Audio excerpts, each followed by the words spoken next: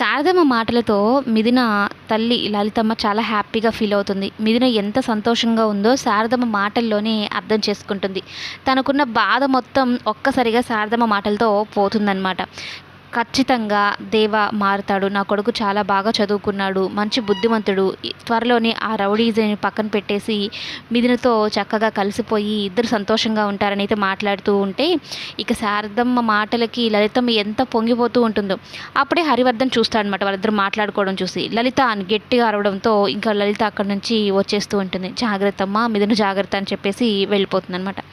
మరోవైపు ఇంట్లో కూడా ఒక పెద్ద ట్విస్ట్ జరుగుతుంది. దేవ కష్టపడి పనిచేసి తన తల్లిదండ్రులకి బట్టలు అయితే తీసుకొని రావడం జరుగుతుంది. అదే విషయం చెప్పడం కూడా జరుగుతుంది.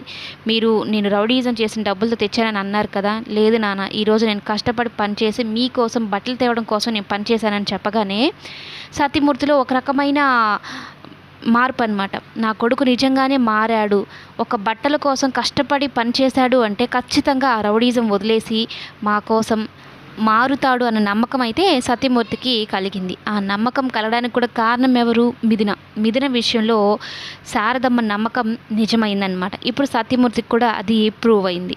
ఖచ్చితంగా మిథున దేవాన్ని మారుస్తుంది, మంచి మనిషిలాగా తీర్చిదిద్దుతుంది.